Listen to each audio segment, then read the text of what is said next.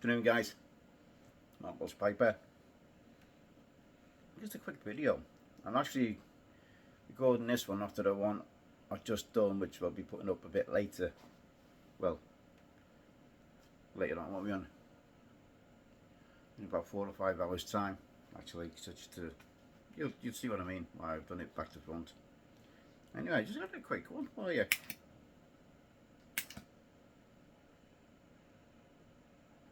Not Bengal slices. Biker and Boiser, Tangerine, Orange Aromatic, from Dan Tobacco, the Morgan Bones, Bulldog. Sorry if you can hear me air filtration system in the background there, I do apologise. I was watching Paul Gilson, a good friend of mine over there from Rochester, on the outskirts of New York. And he's just sold a truck with a big plough on the front of it, and he was worried that because the guy had not been in touch to say he got home safe, which is about a 5-hour journey or something from where Paul was. But being young men, they decided to go on a bit of a joyride with this truck with a snowplough on it, and obviously it overheated, caused some issues, blah blah blah. Go check out Paul's channel, find out what went on. Paul couldn't sleep because he was worried about, as you do, young kids. You hope. I sent him a motor and you hope they get home safe, and decided to go on a bit of a ride round. And he was talking about number plates or tags, whatever you call them over there in America. And I was just curious. I got to be curious because obviously Paul was saying, obviously with his tags on it, do you get, when you buy a car, now I don't know how it works in America, so I'm asking the question, when you buy a car, whether it be new or second-hand market, do you have to buy your own separate plates? Because in the UK, a number plate gets registered with the car, but it's first registered for, MOT, what we call vehicle exercise duty over here. When not a vehicle, it's not just for that, it's just for when a vehicle first gets used, it gets registered. Let's put it that way. Once someone's purchased it from new, so then it's issued with a number plate or tag plates, as you might call them. I believe you call them. Sorry, I'm all bobbly. I'm messing around with the stand. Sorry, guys, and forgot the picture was doing that. So I apologise. Yeah. And do you get given a set of plates or buy a set of plates and you keep them, for whichever vehicle you have? So like Paul said, he's after his plates on while the guy takes it to back home. I don't know whether that's legal or not. I don't know nothing about your driving sort of things over in America. And I was just curious. It just made me wonder, and because over there, obviously, when you say like a second-hand car, whatever plates are on it or tags actually get sold with the car, and then when you replace your car, you get another number plate, or tags. I was just curious, guys. Someone let me know in the bucket or do a VR or be interesting. And I just think I'm also sat now. I don't know, someone put a video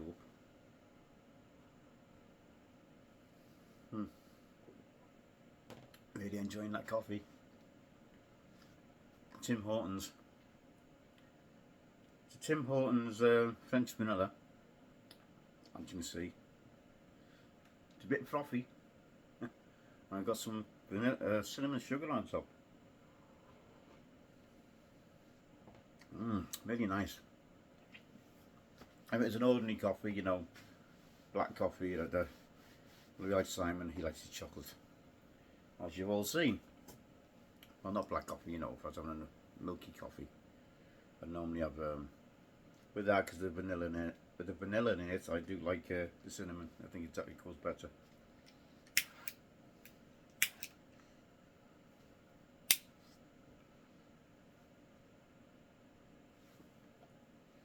I just wonder what you guys think about our small roads and everything over here compared to your interstates and whatever,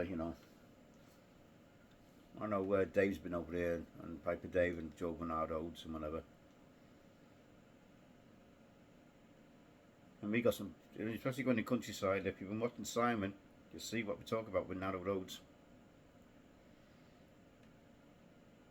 And unfortunately, there's a story come about yesterday that a couple of people have died due to sat-nav errors, and people relying on the sat-navs too much, and this sat-nav has taken people down a slipway. Now I think it's a slipway on a motorway. Not 100% sure of the story. Don't think it's a boating sort of slipway. They've took them down there. They've drove down there. Someone's coming the other way, and they've just smashed each other up basically. Whether one was speeding or whatever, I don't know. But unfortunately, a couple of people lost their lives in that. And the coroner has issued a statement to the likes of TomTom, Garmin, and there's another one, to start getting, start getting signage and sorted out, or I think what it was, they were misdirected. It turned out they were misdirected, on even though the sat-nav was telling them to go left or right or whatever it was, but the voice of this, what the instructional voices were wrong, and it's been proven, that was the issue. What might have caused the issue. So I know it was an old person died of it, so that could, even though the sat-nav was saying maybe pointing right, and I think the voice was saying go straight ahead or go left or go whatever, so that's what the mistake was. So he's told them to get it sorted. It's a damn shame that we do take it, these sat-navs do take them for granted. We rely on them too much. Yes, a lot of people say they rely on them too much rather than common sense. That's been proven over time and time again, But it's when people are losing their lives because of silly mistakes, and obviously this is proven it's an issue with the directions, the voice directions on said units, so yeah, sad news. But it's a weird one though, isn't it? I've not heard of anything like that before, So the instructions are saying one thing, but the voice instructions were saying something else. But yeah, I think it's harder if it's a place. I think it's harder to make a mistake if it's an area you're not familiar with. I make mistakes now when I go driving. As you know, I'm driving for a living now, and I don't always rely on that, because we get a sheet every night. We get a sheet in telling us about road closures and whatever, and then we also get instructions on when showing the maps, especially when we're getting close to the area we're supposed to be delivering to, to the hubs, and it says and tells you which way to go. Don't rely on the sat nav, and it says do not rely on your sat nav. Go as per instruction. But trouble with sat navs, with them instructions, they might not always be up to the date, even though they come out daily, because obviously a lot of road closures here are at night. So you could be, by the time you got to work, a road what might have been open, by the time you booked in, logged in, done it, messed around for an hour and a half. Could be closures on that road by the time you go out to go and deliver something. But so that's why it's not always 100% up to date. Again, it's just follow you don't want to get rerouted and whatever. But yeah, it's just one of them, isn't it?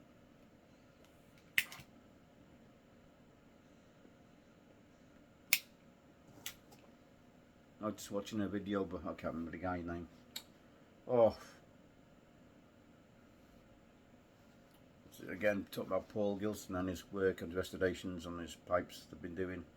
He's done some fantastic work on a couple of Petersons. And the guy had one of the pipes and it was all stained a horrible red colour. So I think someone just had a bit of a DIY, on the staining the pipe, and made a hash of it. The stain was coming off in the guy's hand as he was smoking it, and sent it to Paul and spelled. Basically, he's making them look brand new. De-ghosts them, cleans them up, polishes them up, and he's been, like I said, he's been buying pipes as well in, so he's getting his own stamp made up. It'll be interesting to see what what sort of stamp he gets.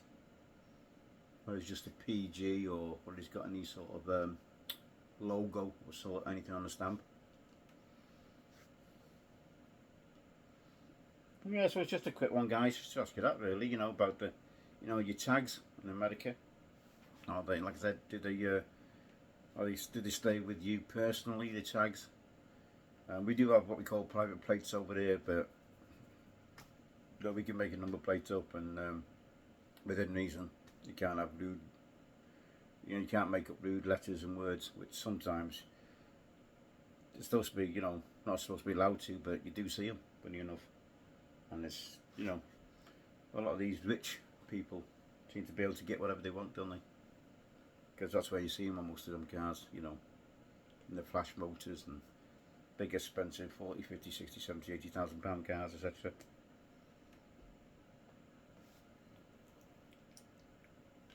Yeah, but you can get number plates. I've had a private number plate, which is to me initials, and I think it was a MH, which is my name, obviously, Mark Hill. 08 Ham, which is Hannah, my daughter. A, which is Angela, Mrs. And then M for Mark on the end. I just wanted to just tomorrow. I don't think I've got it no more. I think the retention has run out on it, so.